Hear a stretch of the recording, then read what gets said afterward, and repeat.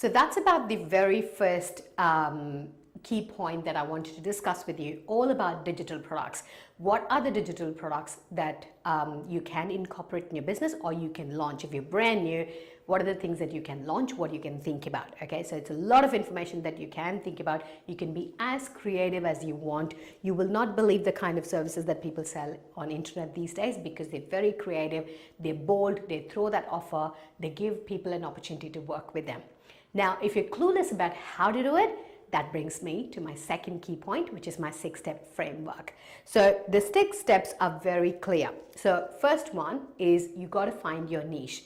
Any business will come under the 3 wide umbrellas. It could be health, wealth, or relationship. So every business will come under any one of these categories. This is the bigger category or the niche, and then you can go into sub niche. Like business coaching comes under wealth. So under wealth, you get business coaching, and under business coaching, you go into marketing strategy, business growth, goal setting, anything. That can be the very sub headings. And then step 2, I want you to first identify the broader niche. And step 2, I want you to clearly identify what problem you have. Like most of the business coaches in the market I see talk about very generic goal setting, success. I'll help you live a very successful life. Success is a very subjective term. What success means to me might not mean to you. So don't use I will help you live an authentic life. I'll help you live a very happy life. So happiness to me is different from happiness to you. So drill down on the exact problem you're solving. So I am very clear that I am helping people to start online business so they don't have to trade time for money. So that's the problem, right? If I'm going to be trading time for money, there's a fixed dollar value for every hour that I can charge. There's only so much time in the day, and I will not be able to scale beyond whatever I want to do. So that's the clear problem that I have, and I'm going to solve it with my digital products. Okay, so get very, very clear, crystal clear on the problem you're solving. And step 3, this is very important when you start creating content. It's very, very important that you identify what's your core values. You can have a brand name, you don't have to show your face, but your brand has to stand for some values. So my core value is all about financial independence for women. So coming from South India, where most women sacrifice their career, sacrifice their identity for after marriage, after having children, and then they go through a troubled marriage, and they put up with troubled marriages and toxic relationships because they're not financially independent. So I strongly believe, irrespective of whatever is the status of your marriage, you can be in a very happy relationship, but still you have to have financial independence. Okay, so financial independence for women is my first core value. Any post I create will somehow feed into that core value. Now, the second core value for me is identity integration. So identity crisis, we go through identity crisis, especially because of social media, right? You get so much comparison. You feel so conflicted with information that you get, whether I'm right, I'm wrong, what is the kind of person you are. I might have had a very, very challenging day. I would have cried my lungs out. I would just wash my face, show up on stories, motivating others.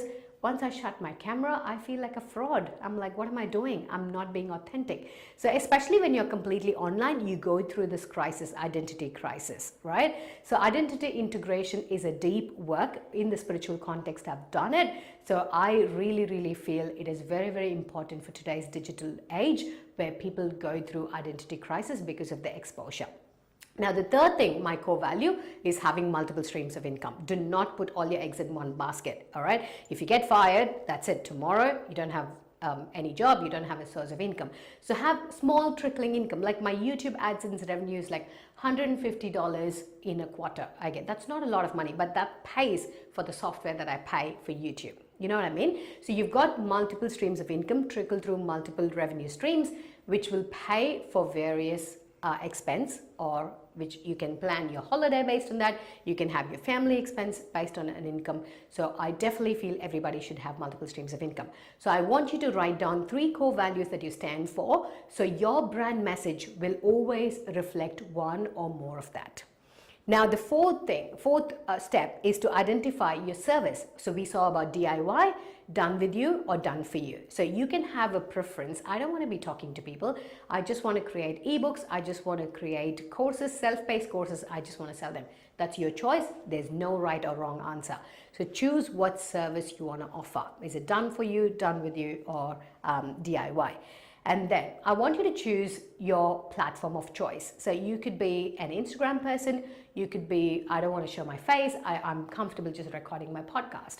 So I want you to think about two platforms. One short term, which is you post something, you get immediate engagement, which is your Instagram, Facebook, LinkedIn, Twitter, TikTok stuff.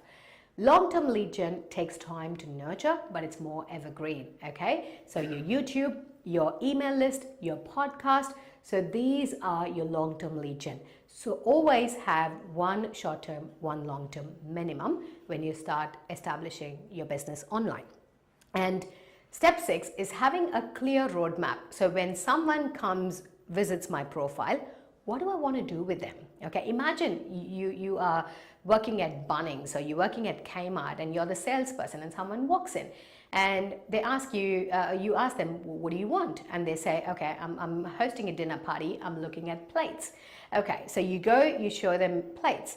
You just don't say, okay, here are the plates, just help yourself, right? So you ask them, these are the plates. Okay, we've got cutleries there, we've got glasswares there. So what other things you can value add and make sure they buy everything they need. So it's not about you making that sale, it's about serving your clients with whatever they need. So clearly, I want you to think about your online platform similar to a retail store. If someone walks into your store, do they clearly know all the items or products that you have in your retail store? Okay, do they know what exactly is a price? Do they know what they're getting for? So your social media has to be optimized for a client to walk in, identify what they want, buy and leave. So it has to be very clear roadmap. Okay, I know it's getting a little bit technical, but I'm going to tell you exactly how you can do all of this by using AI tools.